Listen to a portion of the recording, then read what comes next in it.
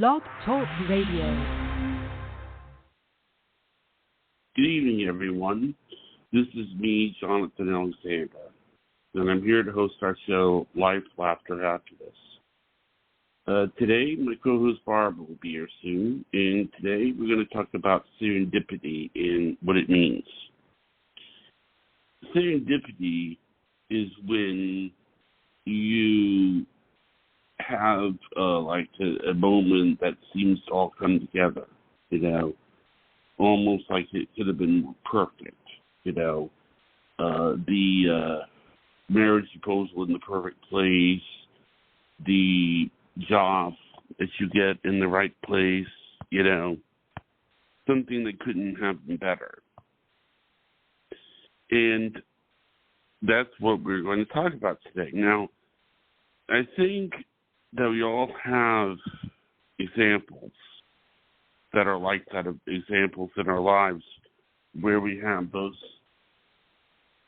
situations. The situations that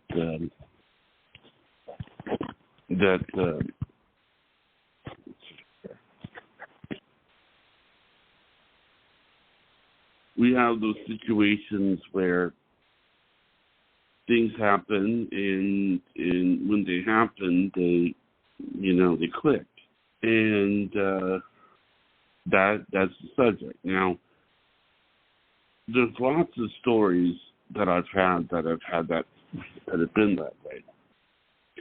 One situation was, I was in Europe, and I had stayed up all night really upset, and the next day, I found out that I had just gotten accepted to Reinhardt College. And that was a weird story, but, everybody has stories like that. So, sections here. Okay.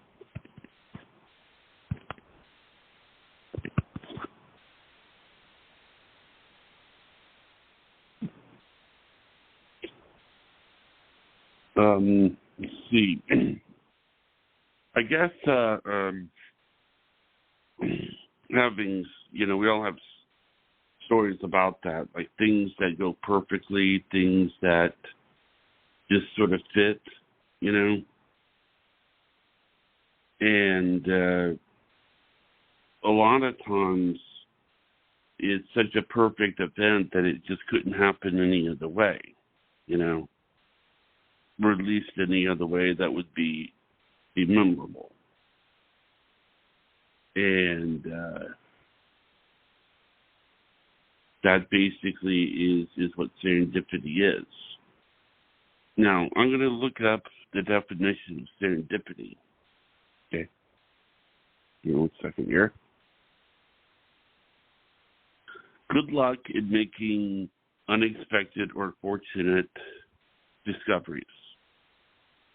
So, if you're someone who is going through life and then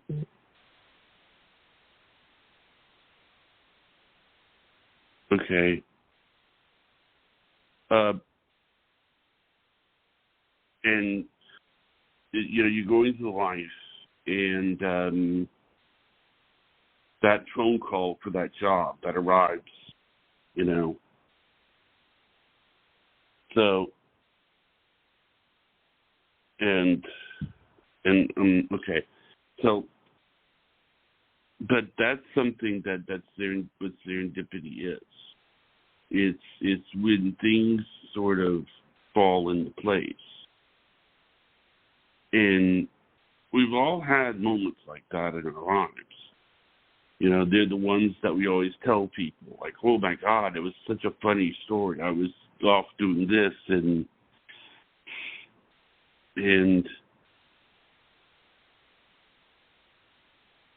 so it has to do with those moments, sort of like law of attraction moments, where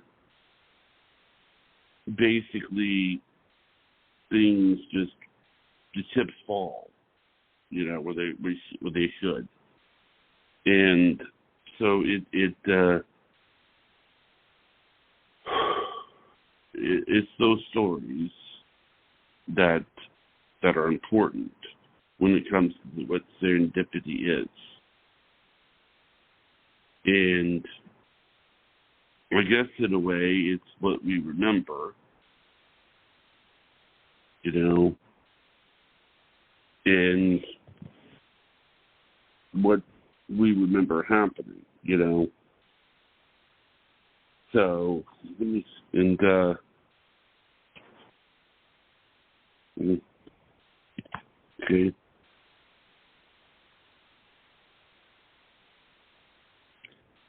I think that as far as moments, in my opinion, that are serendipitous, is that I've talked to people who were telling me about a concert, and then they tell me about the concert, and just an hours of the concert. Barbara, you there? Yes, I am. Can you hear me okay? Yeah, I can hear you. Can you hear me great. okay? Yes, Great. Thank you, Johnny. Okay, so I had a little technical difficulty with my phone, but thank goodness for my computer. So this is how I should be doing it anyway. What I did was I told everybody the story about how when I was in college and I was in Europe, I was in high school in Europe, and then what happened was that when I got on the phone with my mom the next day, she told me that I had accepted the Reinhardt. But I do have another story about serendipity that I can tell if you can, or if you want. Okay. No, I want to hear yours. Many years ago, I had Terry Lynn Doss on the show. This was years ago, and we had her on. And tell everybody who that is, Johnny. A lot of people don't know her just by her name. Terry Lynn Doss is a Playboy playmate from the year 1987, and what had happened was that I had told her if she felt more secure to block her number when she called in. Now you'll understand why in a second why this is significant. Well, what happened was that she was telling me about how her mom would always appear to her by a series of ones or a series of 11s, and it was always 111, 111, this. What Terry Lynn Doss did, though, we had no idea that this was going to happen, is that Terry called into the show with a blocked number. And when you call into the show with a blocked number, it is a series of ones instead of the phone number. Okay, so is your mom passed away? Yes. Yes, her mom had passed away, and her mom told her that after she was gone, that he would appear to her as a series, as always, in a series of numbers, a series of ones. Well, when she called into the show... Yes, it showed up 1, 1. Oh, how many ones did it show up? How many? Oh, it was like 8 9? ones. Yeah. Okay, so it was all like ones? A series of... Yeah. Wow. That is because really crazy. That is serendipity, and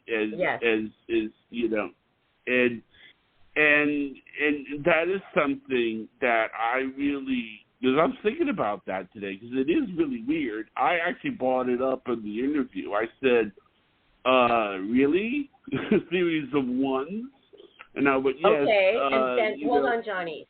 So she said that in the interview, she started talking about her mom and that, and then you were able to tell her, hey, look, when you called in, it was just a series of ones, or did you tell her that before that? No, I told her during the interview. And then she goes, oh, stop, it's all ones. Yes. I'm asking you, after she told you about the ones, did you tell her then? Wow. All this was during the interview. You're talking, and I'm asking. Okay. Sorry. I just want to know, order in which it happened in the interview. She was telling you about her mom and the ones, and then you were able to then tell her, oh, wow, you called in and it was just ones. Is that how it worked out? That's how it worked. Wow. Okay. It was exactly that. And it was just so, I mean, I guess they did it because I thought that it would make her feel more safe. But the thing is that, you know, it just that when you block a number on the switchboard, it comes up as 11111, and that's what happens. Well, maybe it's a coincidence. Yeah, for everybody. Well, it's a coincidence too. Yeah.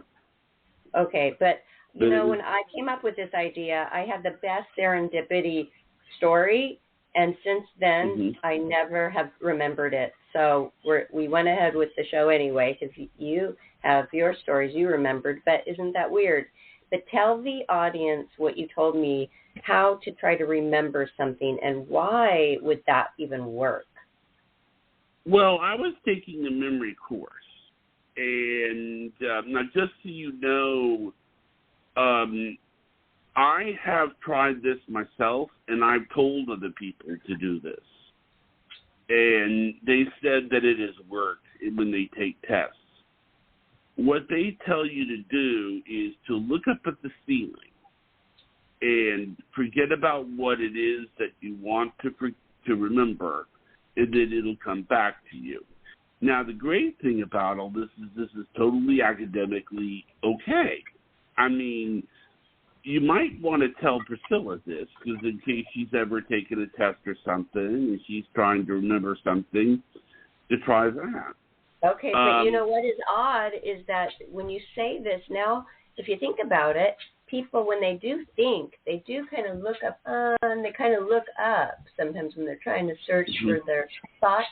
So that is interesting how the brain would work. Is this a proven scientific fact study? Well, I wouldn't say it's proven, but I can tell you that I've tried it and it's worked. I've told other people this technique and they tried it and it worked. I've talked to people that you know were going to take tests and they tried it and then they did really well on the test. So I mean, I that's all I'm going to say to that. But I did try it. I tried it, and then I did remember the topic. I couldn't even remember the topic when I called you. And then when I did look up at the ceiling, I remembered the topic, but then I didn't remember my exact specific story that was so amazing, the serendipity story I had. But I do love that when serendipity does happen, which I think you can correct me if you've looked up the exact definition, but when actually I just said it right on the air at the right time and something extraordinary happens, it's kind of crazy. So go ahead. No, I looked it up. I said it. I said it while we were on before you were on the air, but I'll say it again. It's good luck in making unexpected and fortunate discoveries. And you know what I feel like? If you're prepared, the luck, when good luck crosses you and you're prepared for the opportunity, that's even better, because you know, you never know when you cross somebody's path and you have that opportunity. So try to always be prepared and have everything ready to go in your mind, you know, at a moment's notice. I think that's good. Like, say if you're an actor, have always a monologue prepared perfectly for an audition. If they say, oh, what could you do? Boom, you've got it ready. If you have, if you're a dancer, just always have your solo perfected and ready to go. And you know what I do as a model? I have my to-go bag ready. It's just all, if you need to just grab a carry-on and jet off, and you need to leave in like 30 minutes, you need to be able to do that. You need to be able to just do it. And the only way you can do that is by organization, staying organized, and being really prepared. So if you think along those lines, just put all your favorite stuff in one bag. Get ready one day, and whatever you use to get ready, that's what you need. Put it in, boom. And you need to know how to make one outfit turn into 3 different outfits. traveling, casual, and evening. And then just whatever you're sleeping in, and a couple of pairs of shoes. The ones you're wearing, and another pair inside. Well, maybe a tennis shoe if you have to work out.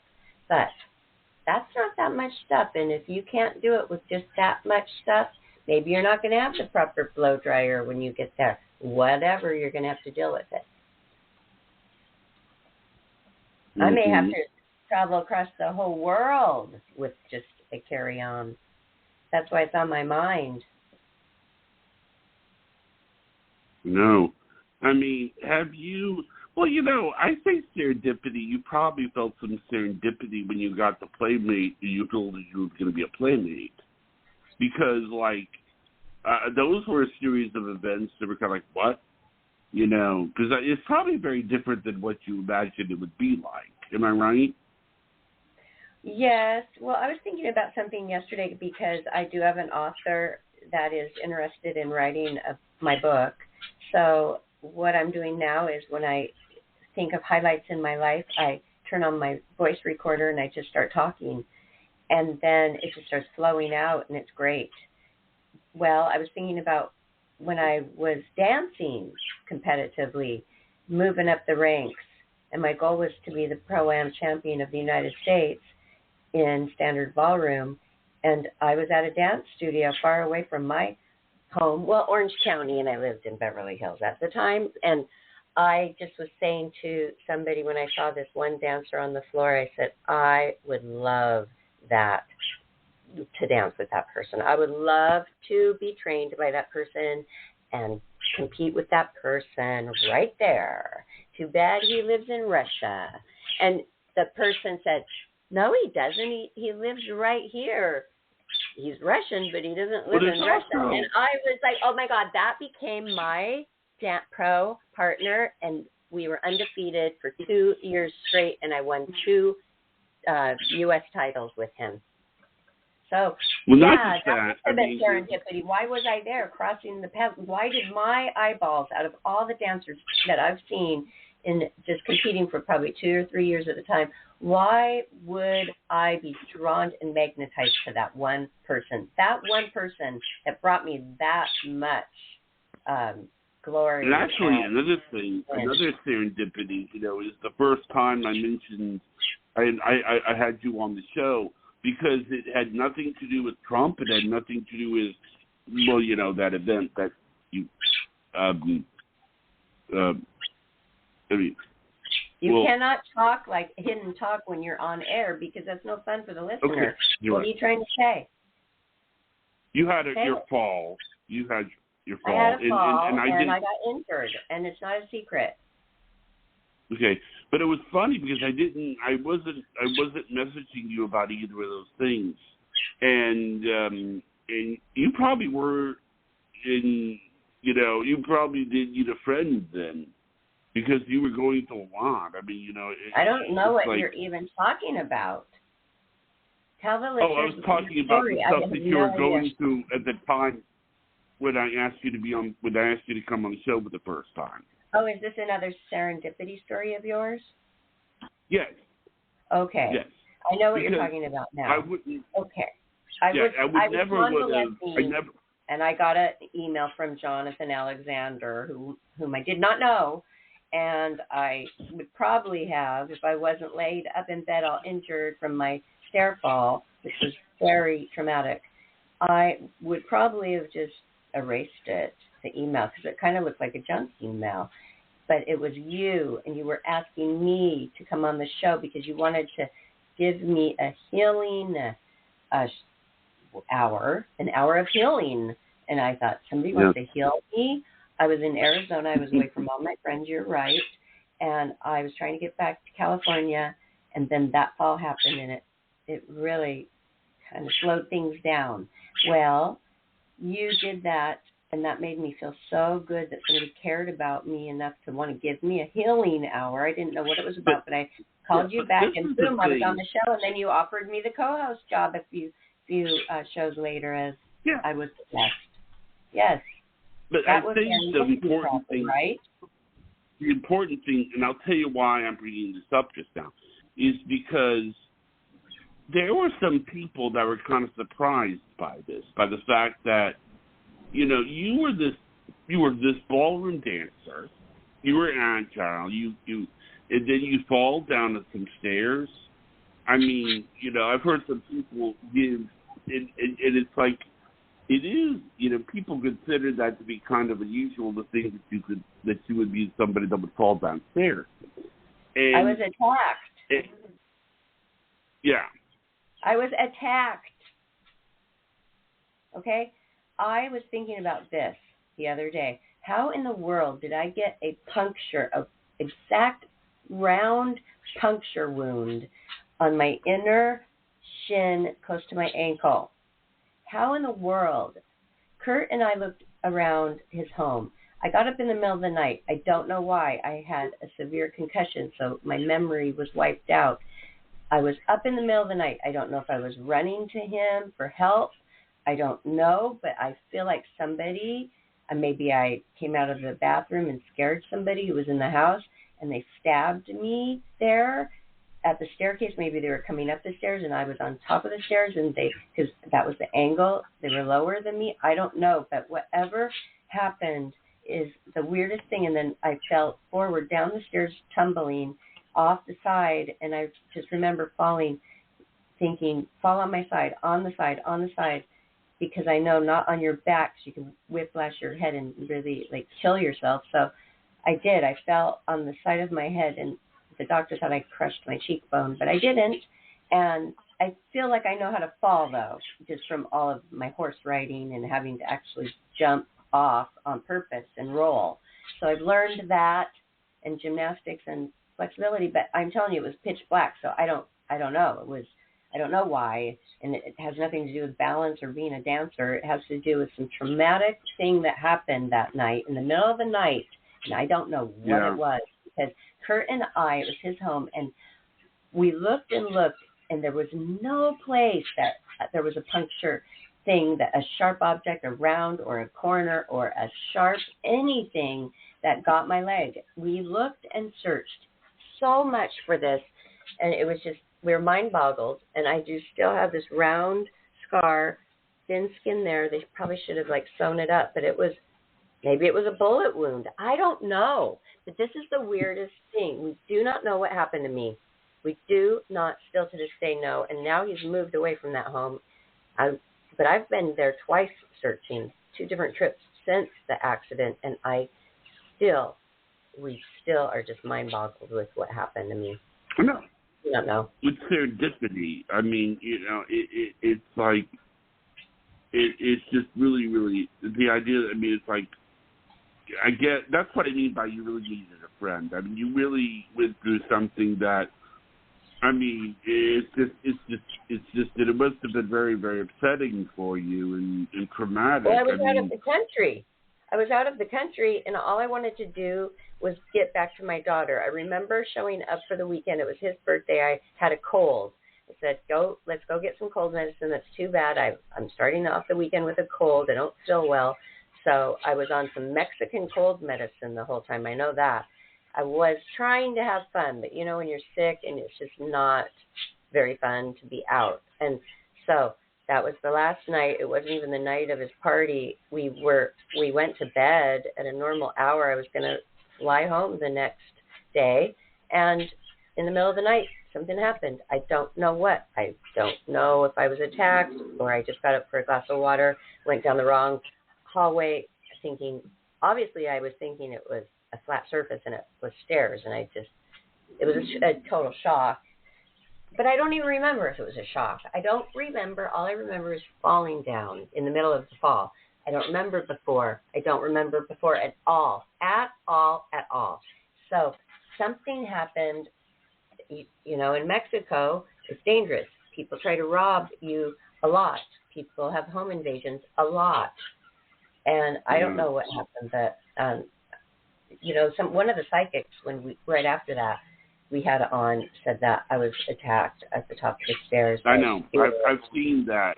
Yeah, I've actually seen 2 psychics that we have had on that have said that. But that's weird. I mean, do they really physically, are they able to actually puncture you? a spirit and draw blood. I mean, it was a huge bloody hole. But you know what? It was weird because it was like cauterized.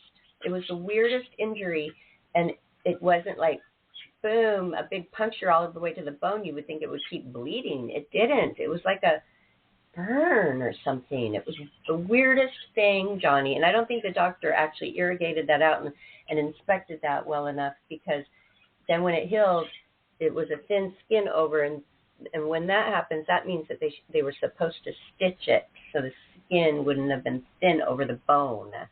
So there was some weird injury. I think maybe it could have been a bullet wound.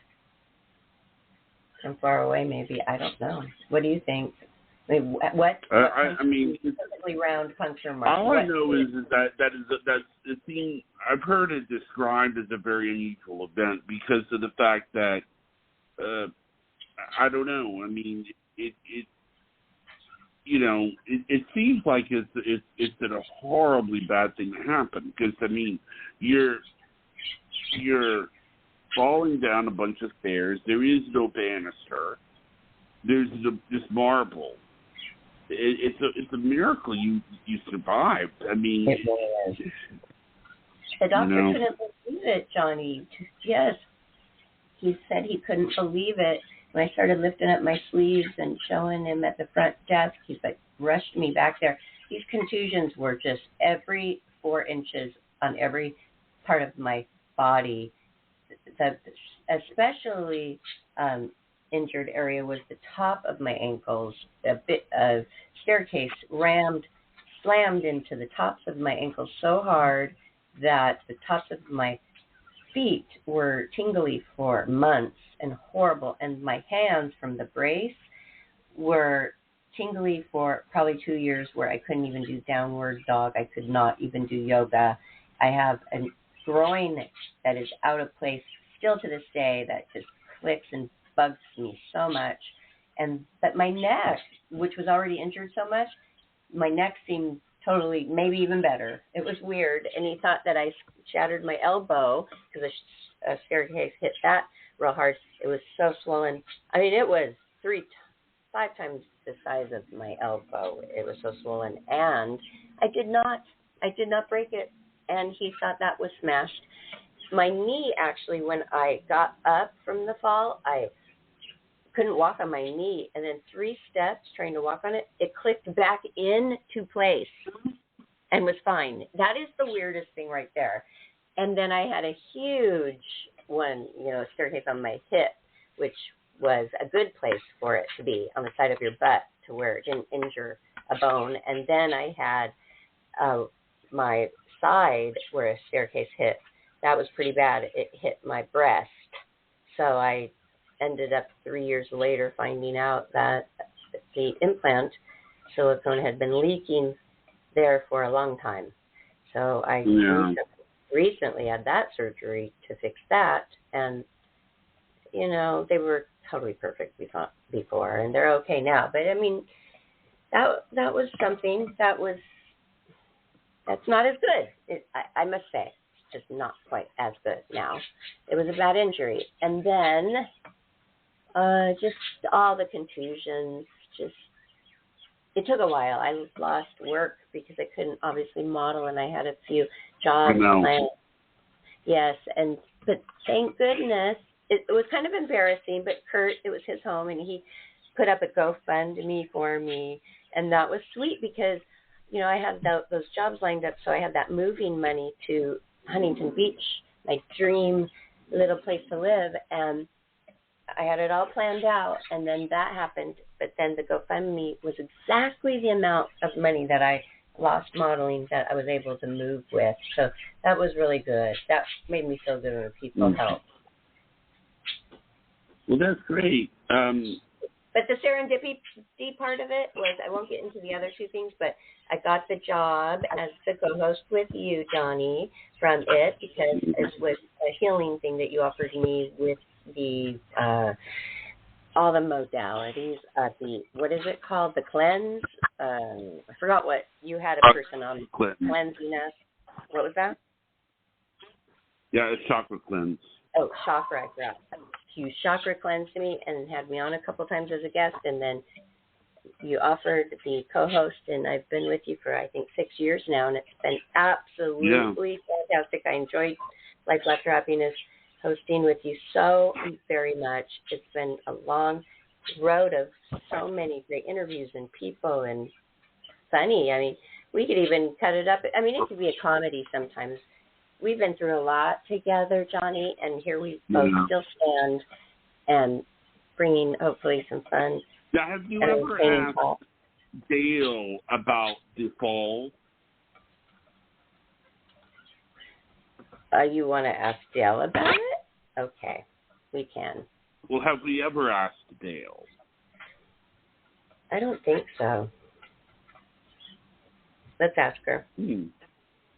We'll ask her. I'll send her all the photos first. I will be the one to ask. I'll just bring it up to her on Friday, and I'll ask her. Okay? Okay. Thank you. And we missed Gail, by the way, everybody. I'm sure you all missed her this last Friday because she wasn't feeling well. So I'm going to go check on her right now. But we did put up a rerun, psychic rerun night. And so thank you for listening. I'm going to start thinking more about my serendipity stories, and maybe that really great one will come back to me. So thank you for yours, and they're wonderful. A couple other things came from my fall, too, but we'll get into that another time because we're out of time tonight. Okay. But we will see you Friday.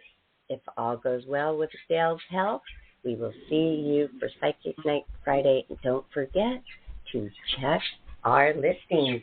Get on our mailing list on Blog Talk Radio for all of our show alerts. Tuesdays and Fridays, everybody. All right. Twitter, Instagram, Facebook. I've been posting, Johnnie. Go look at some of the reels I've been posting on Life, Laughter, Happiness Facebook. You probably will get a kick out of them. All right, everybody. Right. So, not everyone. Have a great night. Thank you, Johnnie. Bye-bye.